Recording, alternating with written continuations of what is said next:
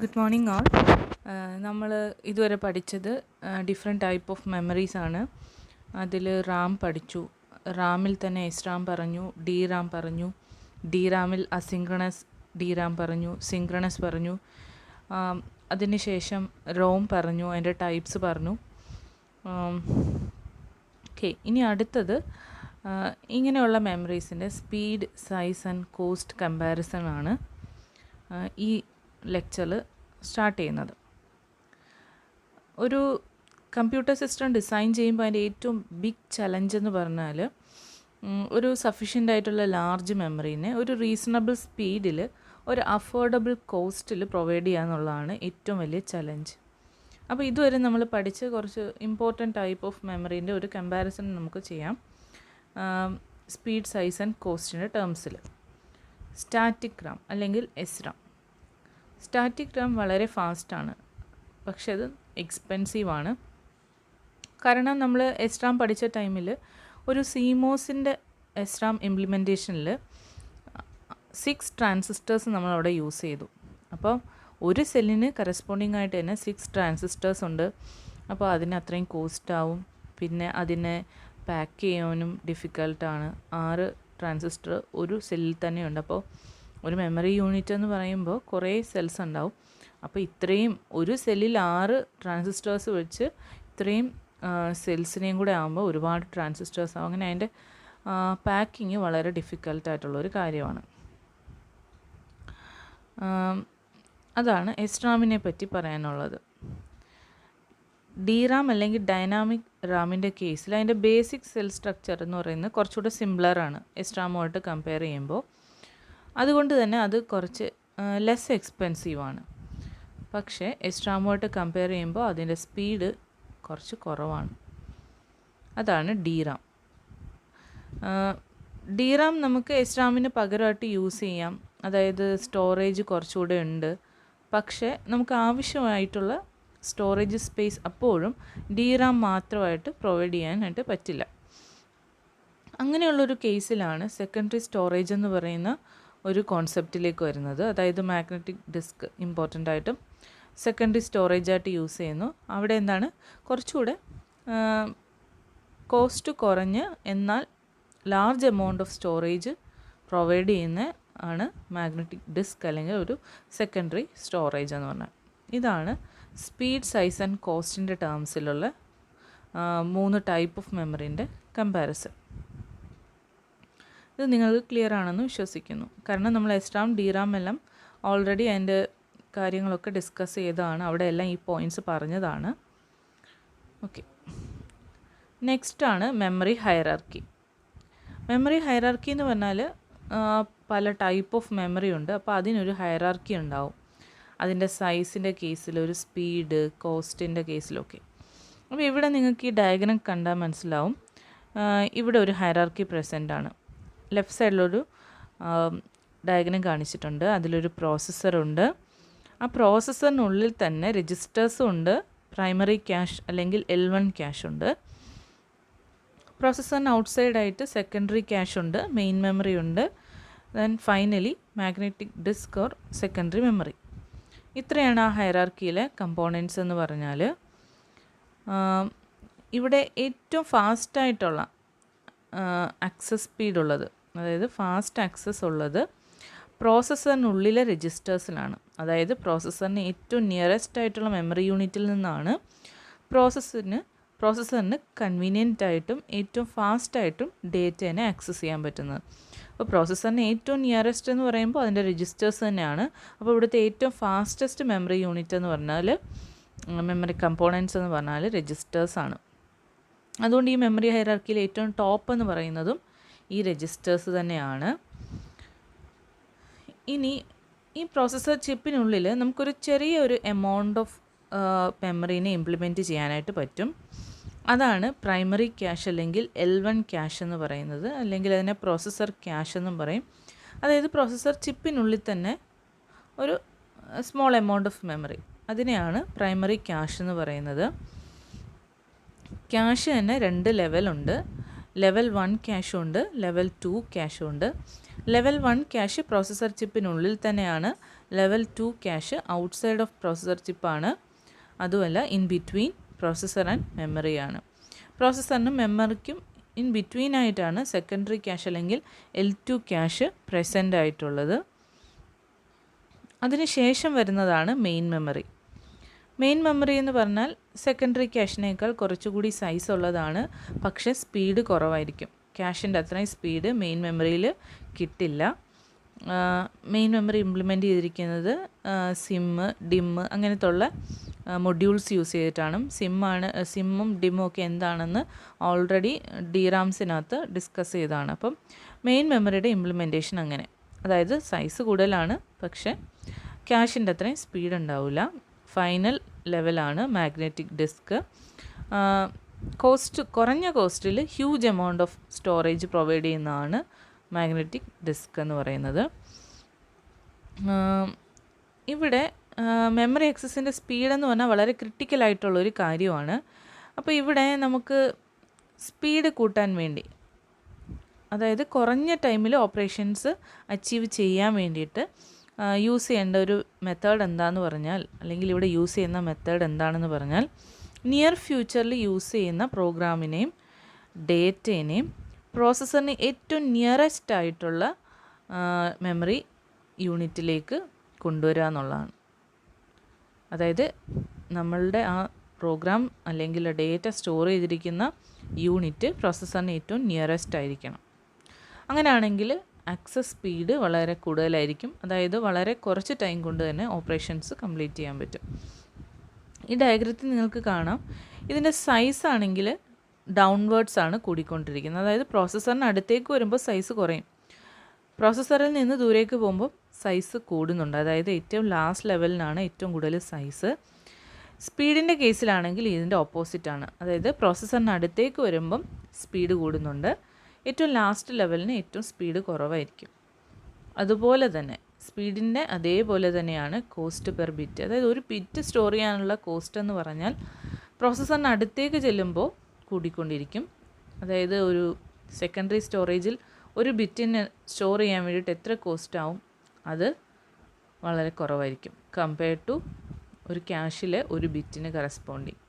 ഇതാണ് ഈ മെമ്മറി ഹൈറാർക്കിയിലെ കാര്യങ്ങൾ പറയാം. അപ്പോൾ ഇതിൽ ഇമ്പോർട്ടൻ്റ് ആയിട്ടുള്ള കാര്യം ഹൈറാർക്കിയിലെ കമ്പോണൻസ് ആണ്. പ്രോസസ്സറിനുള്ളിലെ 2 കമ്പോണൻസ് ഉണ്ട്, രജിസ്റ്റേഴ്സും ഉണ്ട്, L1 ക്യാഷും ഉണ്ട്, ഔട്ട്സൈഡ് L2 ക്യാഷ് ഉണ്ട്, മെയിൻ മെമ്മറി ഉണ്ട്, സെക്കൻഡറി സ്റ്റോറേജ് ഉണ്ട്. ഇതിൻ്റെ ഓരോന്നിൻ്റെ സൈസിൻ്റെ കാര്യം പറഞ്ഞു. സൈസ് ഡൗൺവേർഡ്സ് കൂടിക്കൊണ്ടിരിക്കുന്നു, ദെൻ സ്പീഡ് അപ്വേർഡ്സ് ആണ് കൂടിക്കൊണ്ടിരിക്കുന്നത്. അതുപോലെ തന്നെ കോസ്റ്റും അപ്വേർഡാണ്. പ്രോസസ്സറിന് അടുത്തേക്ക് ചെല്ലുമ്പോഴാണ് സ്പീഡും കോസ്റ്റ് പെർ ബിറ്റും കൂടുന്നത്. ഓക്കെ, ഇത്രയാണ് ഈ ഹൈറാർക്കീനെ പറ്റിയുള്ള കാര്യങ്ങൾ. നെക്സ്റ്റ് ടോപ്പിക്കാണ് ക്യാഷ് മെമ്മറി. അപ്പോൾ നമ്മൾ ഈ ഹൈറാർക്കിയിൽ ഇമ്പോർട്ടൻ്റ് ആയിട്ടുള്ള മെമ്മറി യൂണിറ്റ്സിനെ പറ്റി ജസ്റ്റ് ഒന്ന് പറഞ്ഞു. അപ്പോൾ ഇതിനകത്ത് ക്യാഷ് എന്താണ്, ആക്ച്വലി ക്യാഷ് എന്തുകൊണ്ട് ക്യാഷ് യൂസ് ചെയ്യുന്നു, അതാണ് നമ്മൾ ആദ്യം പറയുന്നത്. നമുക്കിപ്പോൾ ഒരു ഓപ്പറേഷൻ കംപ്ലീറ്റ് ചെയ്യാൻ വേണ്ടി, ഒരു ഓപ്പറേഷൻ പെർഫോം ചെയ്യാൻ വേണ്ടി പ്രോസസ്സർ ഉണ്ടാവും, മെമ്മറി ഉണ്ടാവും. അപ്പോൾ മെമ്മറിയിലിരിക്കുന്ന ഡേറ്റേനെ ഇൻസ്ട്രക്ഷനെ ഒക്കെ ഫെച്ച് ചെയ്ത് പ്രോസസ്സർ അതിൻ്റെ കറസ്പോണ്ടിങ് ആയിട്ടുള്ള ആക്ഷൻസ് കംപ്ലീറ്റ് ചെയ്യാം. ഇതാണ് ഒരു ഓപ്പറേഷൻ ബേസിക്കലി. ഇവിടെ പ്രോസസ്സർ വളരെ ഫാസ്റ്റാണ് compared to main memory. Main മെമ്മറിയിൽ ഒരു വേർഡ് അല്ലെങ്കിൽ ഒരു ഇൻസ്ട്രക്ഷൻ ഫെച്ച് ചെയ്യാൻ എടുക്കുന്ന ടൈം വളരെ കൂടുതലാണ്. പ്രോസസ്സർ ഫാസ്റ്റ് ആണെന്ന് പറയുമ്പോൾ ഒരാൾ ഫാസ്റ്റ് ഒരാൾ സ്ലോ. അപ്പോൾ ഇവിടെ എന്താ സംഭവിക്കുക, സ്ലോ ആയിട്ടുള്ള ആളുടെയും കൂടെ കോപ്പറേഷൻ ഉണ്ടെങ്കിലേ ഇവിടെയുള്ള ആ ഒരു ഓപ്പറേഷൻ പെർഫോം ചെയ്യാൻ പറ്റൂ. അപ്പോൾ എന്താണ്, സ്പീഡായിട്ടുള്ള അല്ലെങ്കിൽ ഫാസ്റ്റായിട്ടുള്ള ആൾ വെയിറ്റ് ചെയ്യേണ്ടി വരും. അതായത് നമ്മുടെ പ്രോസസ്സർ കുറേ വെയിറ്റ് ചെയ്യേണ്ടി വരും മെമ്മറിയിൽ നിന്ന് ഒരു വേർഡിനെ റീഡ് ചെയ്യാൻ, അല്ലെങ്കിൽ മെമ്മറിയിലേക്കൊരു വേർഡിനെ റൈറ്റ് ചെയ്യാനൊക്കെ. അപ്പോൾ എന്താണ്, വെയിറ്റിംഗ് ടൈം കുറേ അങ്ങ് പോകും. അപ്പോൾ ആ കൂടുതൽ ടൈമും വെയിറ്റിങ്ങിന് വേണ്ടിയിട്ട് യൂസ് ചെയ്യേണ്ടി വരും. അങ്ങനെ ഇതിൻ്റെ ഒരു പെർഫോമൻസിനെ അഫക്റ്റ് ചെയ്യുന്നൊരു കാര്യമാണ് വെയിറ്റിംഗ് ടൈം കൂടുക എന്നുള്ളത്. അപ്പോൾ നമുക്ക് എന്താ ചെയ്യാൻ പറ്റുക, ഫസ്റ്റ് ഓപ്ഷൻ എന്താ, മെമ്മറിയുടെ സ്പീഡ് കൂട്ടുക എന്നുള്ളത്. പക്ഷേ ഇവിടെ അതിനുണ്ടൊരു പ്രോബ്ലം.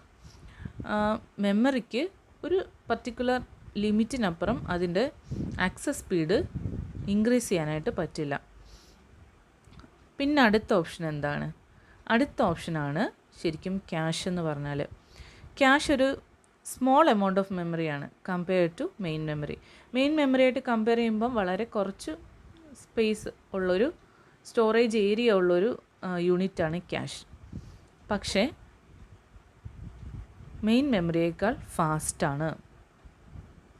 അപ്പോൾ നമുക്ക് ഈ ഒരു സ്പീഡിനെ ഒന്ന് സിങ്ക്രണൈസ് ചെയ്യാൻ വേണ്ടിയിട്ട്, പ്രോസസ്സറിൻ്റെയും മെയിൻ മെമ്മറിയുടെയും സ്പീഡ് ഒന്ന് സിങ്ക്രണൈസ് ചെയ്യാൻ വേണ്ടിയിട്ട് പ്രോസസ്സറിനും മെയിൻ മെമ്മറിക്കും ഇൻ ബിറ്റ്വീനായിട്ട് ഈ ക്യാഷിനെ പ്ലേസ് ചെയ്യാം. എന്നിട്ട് മെയിൻ മെമ്മറിയിൽ സ്റ്റോർ ചെയ്തിരിക്കുന്ന കുറച്ച് ഇൻസ്ട്രക്ഷനും ഡേറ്റയും ഈ ക്യാഷിലേക്ക് കൊണ്ടുവന്ന് വെക്കുക. പ്രോസസ്സർ അപ്പോൾ ഒരു ഡേറ്റേനെ അല്ലെങ്കിൽ ഒരു ഇൻസ്ട്രക്ഷനെ റിക്വസ്റ്റ് ചെയ്യുന്ന ടൈമിൽ ക്യാഷിൽ നിന്ന് ആ ഒരു ഇൻസ്ട്രക്ഷനെ ഡേറ്റയെ ആക്സസ് ചെയ്യാം.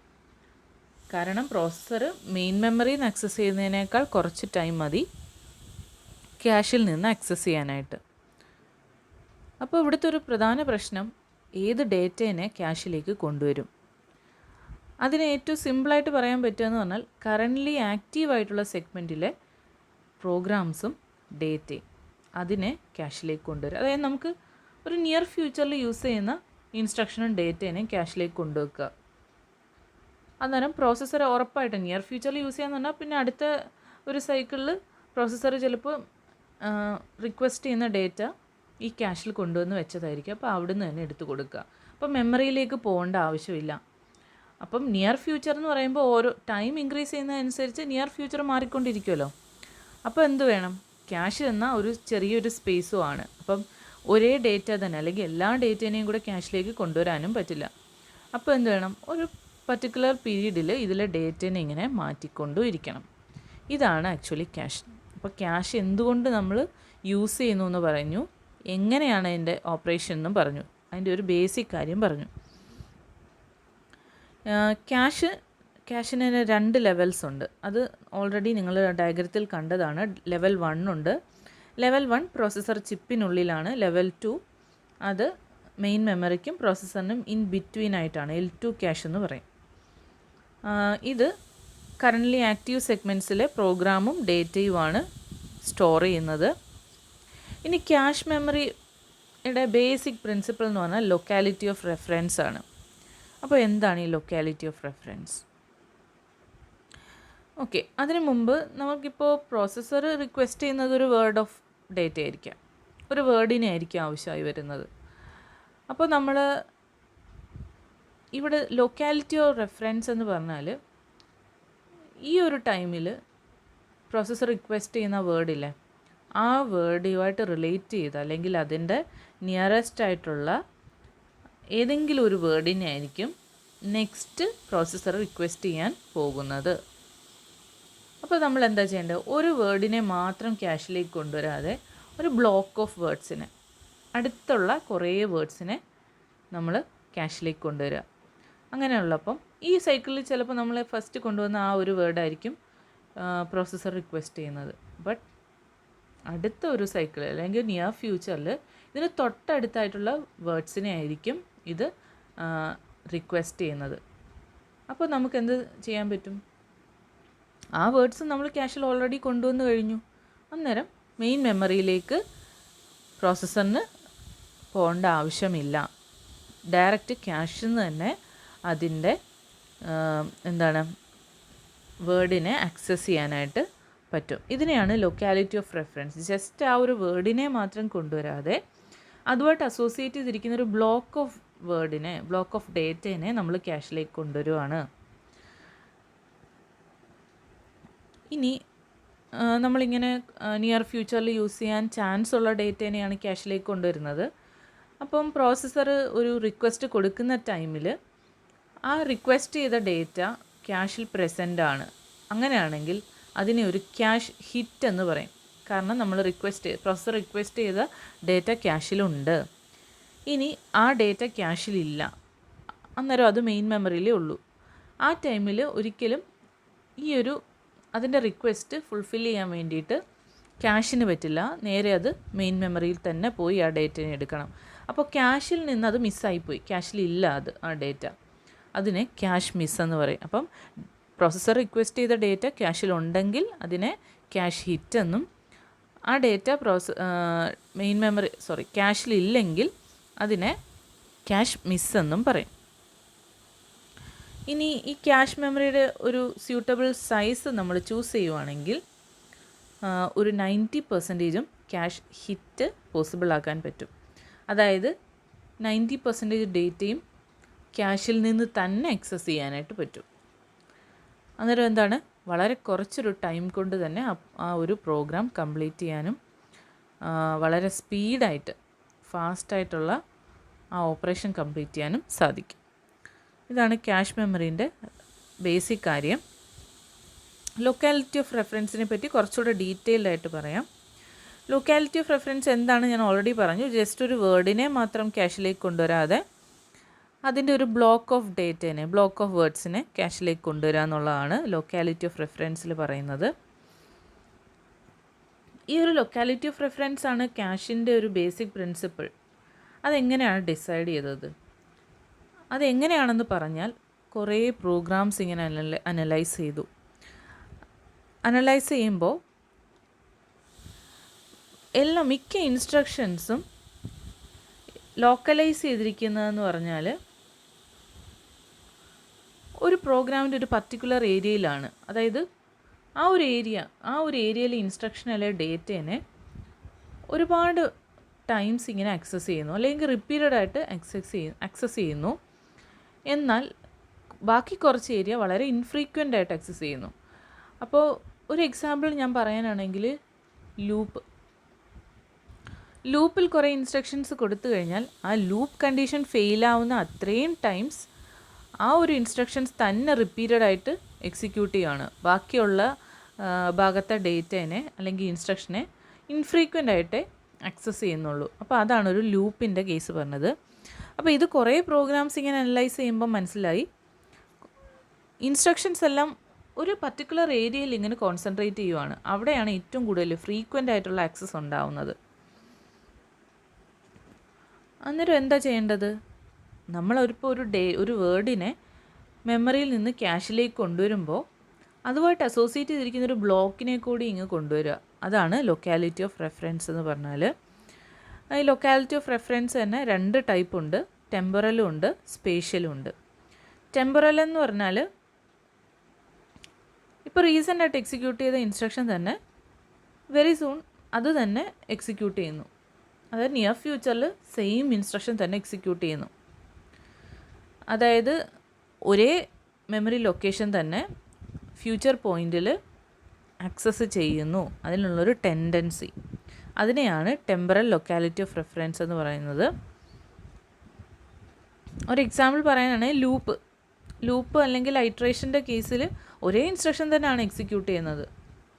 ആ ലൂപ്പിൻ്റെ കണ്ടീഷൻ ഫെയിലാവുന്നവരെ ഒരേ ഇൻസ്ട്രക്ഷൻ തന്നെ എക്സിക്യൂട്ട് ചെയ്യുന്നു. അതാണ് ടെമ്പറൽ ലൊക്കാലിറ്റി ഓഫ് റെഫറൻസ് എന്ന് പറഞ്ഞാൽ. സ്പേഷ്യൽ ലൊക്കാലിറ്റി ഓഫ് റെഫറൻസ് എന്ന് പറഞ്ഞാൽ ഇപ്പോൾ റീസെൻ്റായിട്ട് എക്സിക്യൂട്ട് ചെയ്ത ഇൻസ്ട്രക്ഷന് ആ ഇൻസ്ട്രക്ഷൻ്റെ അഡ്രസ്സിന് അടുത്തുള്ള അഡ്രസ്സിലെ കണ്ടൻസിനെയാണ് വെരി സൂണായിട്ട് എക്സിക്യൂട്ട് ചെയ്യാൻ പോകുന്നത്.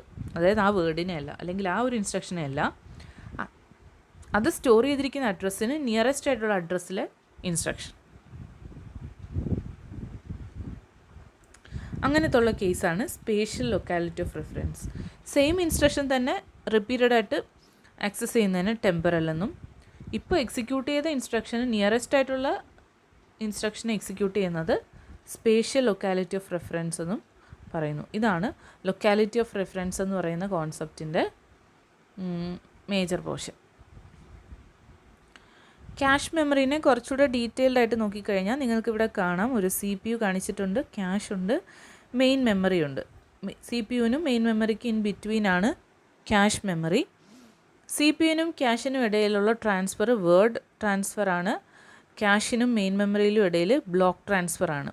അതാണ് നമ്മൾ ബ്ലോക്ക് കൊണ്ടുവരുന്നതിൻ്റെ റീസണാണ് ലൊക്കാലിറ്റി ഓഫ് റെഫറൻസ് എന്നെല്ലാം പറഞ്ഞത്. അതിൻ്റെ ടൈപ്പും എല്ലാം പറഞ്ഞു. പ്രോസസ്സർ ഒരു റീഡ് റിക്വസ്റ്റാണ് കൊടുക്കുന്നത്. മെയിൻ മെമ്മറിയിൽ നിന്ന് ക്യാഷിലേക്ക് കൊണ്ടുവരുന്ന ഒരു ബ്ലോക്ക് ഓഫ് വേർഡ്സിനെയാണ് എന്നാൽ ക്യാഷിൽ നിന്ന് CPU പോകുന്നത് അല്ലെങ്കിൽ പ്രോസസ്സറിലേക്ക് പോകുന്നത് ഒരു ടൈമിൽ ഒരു വേർഡ്, അങ്ങനെയാണ്. ഇനി നമ്മൾ ഈ ഒരു കൊണ്ടുവന്ന ബ്ലോക്കിൽ അതിനെ ക്യാഷ് ബ്ലോക്ക് അല്ലെങ്കിൽ ക്യാഷ് ലൈൻ എന്ന് പറയും. അതായത് ഒരു കണ്ടിന്യൂസ് ആയിട്ടുള്ള ഒരു അഡ്രസ് ലൊക്കേഷൻ, വേർഡ്സിൻ്റെ അഡ്രസ് ലൊക്കേഷൻ, അതിനാണ് ക്യാഷ് ബ്ലോക്ക് എന്ന് പറയുന്നത്.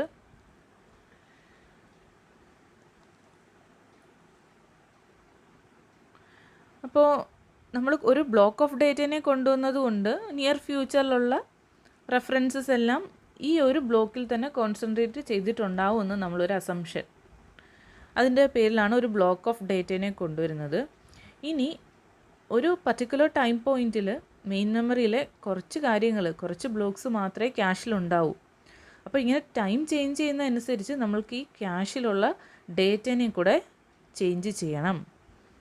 അല്ലെങ്കിൽ ഒരു പർട്ടിക്കുലർ ടൈമിൽ മെമ്മറിയിൽ ഏത് ബ്ലോക്കാണ് ക്യാഷിൽ റിസൈഡ് ചെയ്യേണ്ടത്, ആ ഒരു ഡിസിഷൻ മേക്ക് ചെയ്യുന്ന ഫങ്ഷനാണ് മാപ്പിംഗ് ഫങ്ഷൻ. അതായത് മെയിൻ മെമ്മറിയിലെ കണ്ടന്റ് ആണല്ലോ ക്യാഷിലുള്ളത്. അപ്പോൾ മെയിൻ മെമ്മറിയിലെ ഏത് ബ്ലോക്കിനെയാണ് ക്യാഷിലേക്ക് കൊണ്ടുവരേണ്ടത്, ആ ഒരു ഡിസിഷൻ മേക്കിംഗ്, അതിനെയാണ് മാപ്പിംഗ് ഫങ്ഷൻ എന്ന് പറയുന്നത്. അപ്പം മാപ്പിംഗ് ഫങ്ഷൻ പല ടൈപ്പ് ഉണ്ട്, അതിനെപ്പറ്റി നമുക്ക് ഡീറ്റെയിൽഡ് ആയിട്ട് പറയാം. ഇനി ക്യാഷ് ഫുള്ളായി, അതായത് ക്യാഷ് ഒരു സ്മോൾ സൈസുള്ളൊരു മെമ്മറി ഏരിയ ആണെന്ന് പറഞ്ഞു. മെയിൻ മെമ്മറിയായിട്ട് കമ്പയർ ചെയ്യുമ്പം വളരെ സ്മോൾ സൈസാണ്. അപ്പോൾ ക്യാഷ് ഫുള്ളാവുന്നൊരു കണ്ടീഷൻ, അപ്പോൾ നമുക്കതിൽ എന്ത് ചെയ്യണം, അടുത്ത ഒരു ഡേറ്റേനെ ക്യാഷിലേക്ക് കൊണ്ടുവെക്കാൻ പറ്റില്ല, കാരണം ക്യാഷ് ഓൾറെഡി ഫുള്ളാണ്.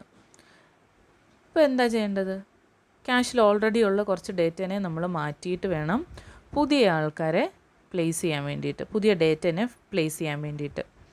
അപ്പോൾ ഏത് ബ്ലോക്കിനെ റിമൂവ് ചെയ്യും, ഏത് ബ്ലോക്കിനെയാണ് റീപ്ലേസ് ചെയ്തിട്ട് നമ്മൾ പുതിയ ബ്ലോക്കിനെ കൊണ്ടുവരിക, ആ ഒരു ഡിസിഷൻ മേക്കിങ്ങിനെയാണ് റീപ്ലേസ്മെൻറ്റ് അൽഗോരിതം എന്ന് പറയുന്നത്. അതായത് ക്യാഷിലെ ഏത് ഡേറ്റനെ റീപ്ലേസ് ചെയ്ത് പുതിയ ഡേറ്റനെ കൊണ്ടുവരണം ക്യാഷ് ഫുള്ളാവുന്നൊരു കണ്ടീഷനിൽ, ആ ഒരു ഡിസിഷൻ മേക്കിംഗ് പ്രോസസ്സാണ് റീപ്ലേസ്മെൻറ്റ് അൽഗോരിതം.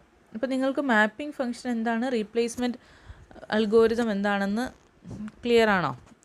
അതായത് മാപ്പിംഗ് ഫംഗ്ഷൻ എന്ന് പറഞ്ഞാൽ മെയിൻ മെമ്മറിയിലെ ഏത് ബ്ലോക്കിനെ നമ്മൾ ക്യാഷിലേക്ക് കൊണ്ടുവരണം, ആ ഒരു ഡിസിഷൻ മേക്കിംഗ് ആണ് മാപ്പിംഗ് ഫംഗ്ഷൻ.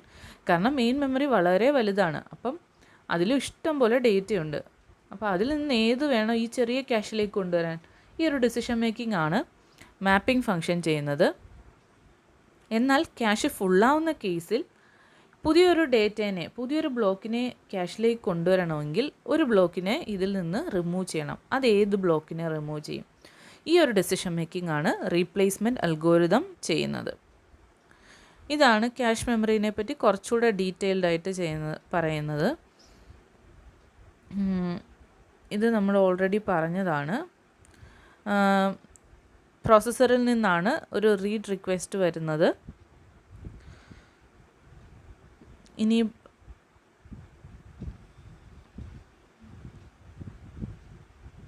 റീഡ് റിക്വസ്റ്റ് വരുന്ന ടൈമിൽ മെയിൻ മെമ്മറിയിൽ നിന്ന് ഈ പറഞ്ഞിരിക്കുന്ന ഒരു വേർഡ് റിക്വസ്റ്റ് ആയിരിക്കുമല്ലോ വരുന്നത്, ആ വേർഡിന് കറസ്പോണ്ടിങ് ആയിട്ടുള്ള ആ ഒരു ബ്ലോക്കിനെ, ആ വേർഡിന് കറസ്പോണ്ടിങ് ആയിട്ട്, മീൻസ് ആ പറഞ്ഞിരിക്കുന്ന അഡ്രസ്സിലുള്ള വേർഡ് അതിന് നിയറസ്റ്റ് ആയിട്ടുള്ളൊരു ബ്ലോക്ക്, അതിനെ നമ്മൾ മെയിൻ മെമ്മറിയിൽ നിന്ന് ക്യാഷിലേക്ക് കൊണ്ടുവരും. ദെൻ ഒരു പ്രോഗ്രാം ഈ ഒരു ലൊക്കേഷനിൽ ഏതെങ്കിലും ഒരു വേർഡിനെ ആക്സസ് ചെയ്യുക അല്ലെങ്കിൽ റിക്വസ്റ്റ് ചെയ്യുന്ന ടൈമിൽ ക്യാഷിൽ നിന്ന് തന്നെ ഇതിനെ ഡയറക്റ്റായിട്ട് കൊടുക്കാൻ പറ്റും.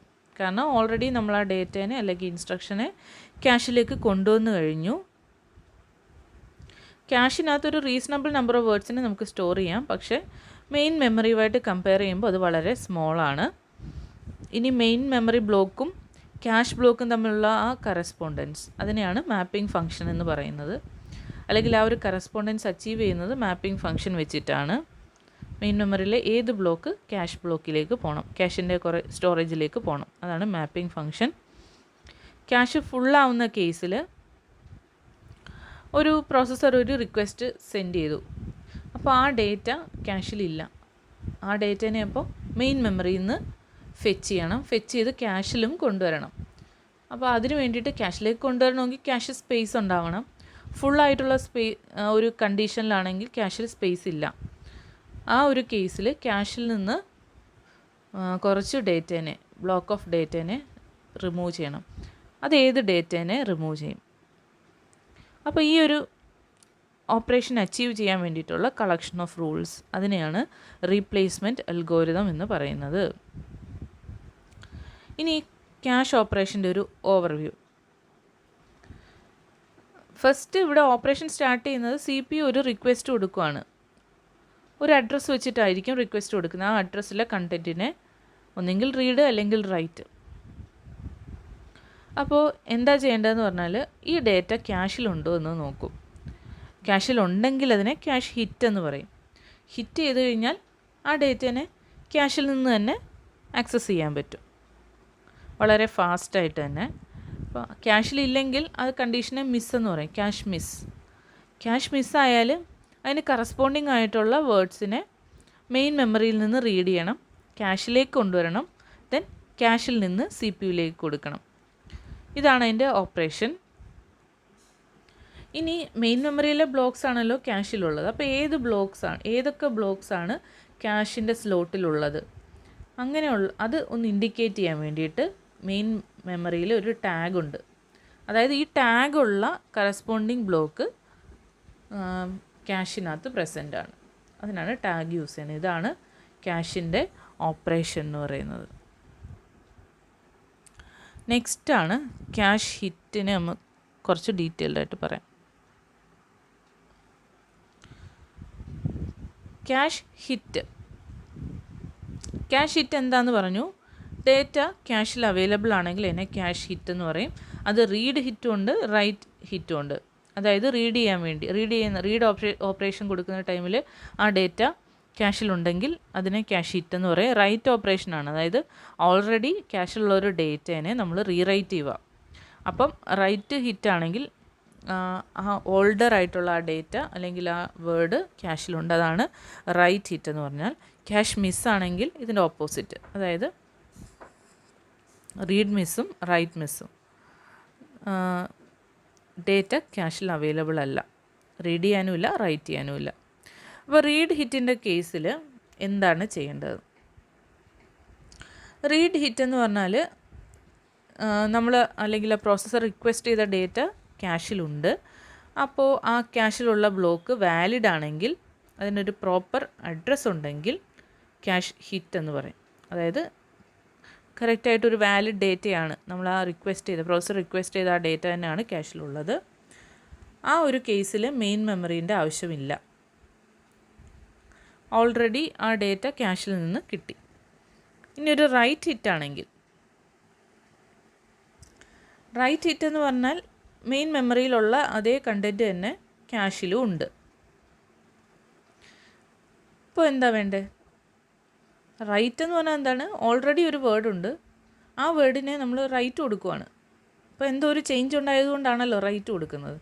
അപ്പോൾ ആ വേർഡിനെ അപ്ഡേറ്റ് ചെയ്യണം. ആ വേർഡെന്ന് പറഞ്ഞാൽ ക്യാഷിലും ഉണ്ട് മെയിൻ മെമ്മറിയിലും ഉണ്ട്. അപ്പോൾ എന്താ ചെയ്യേണ്ടത്? ക്യാഷിലും മെയിൻ മെമ്മറിയിലും ഒരേ ടൈമിൽ അങ്ങ് അപ്ഡേറ്റ് ചെയ്യും. അതാണ് റൈറ്റ് ത്രൂ പ്രോട്ടോക്കോൾ. അതായത് ഒരേ ടൈം തന്നെ ക്യാഷിലെ കണ്ടൻറ്റും അപ്ഡേറ്റ് ചെയ്യും, മെയിൻ മെമ്മറിയിലെ കണ്ടൻറ്റും അപ്ഡേറ്റ് ചെയ്യും. അതാണ് റൈറ്റ് ത്രൂ പ്രോട്ടോക്കോൾ. ഇനി വേറൊരു പ്രോട്ടോക്കോൾ ഉണ്ട്, റൈറ്റ് ബാക്ക് അല്ലെങ്കിൽ കോപ്പി ബാക്ക് പ്രോട്ടോക്കോൾ. ഇതെന്താ ചെയ്യുന്നതെന്ന് പറഞ്ഞാൽ, ഇപ്പോൾ ഈ ഒരു മൊമെൻറ്റിൽ ക്യാഷിലുള്ള ഡേറ്റേനെ അങ്ങ് അപ്ഡേറ്റ് ചെയ്യും, മെയിൻ മെമ്മറിയിൽ അപ്ഡേറ്റ് ചെയ്യില്ല. ക്യാഷിൽ അപ്ഡേറ്റ് ചെയ്തിട്ട് അതിന് കറസ്പോണ്ടിങ് ആയിട്ടൊരു ബിറ്റിനെ അങ്ങ് സെറ്റ് ചെയ്യും. ആ ബിറ്റിനെ ഡേർട്ടി ബിറ്റ് അല്ലെങ്കിൽ മോഡിഫൈഡ് ബിറ്റ് എന്ന് പറയും.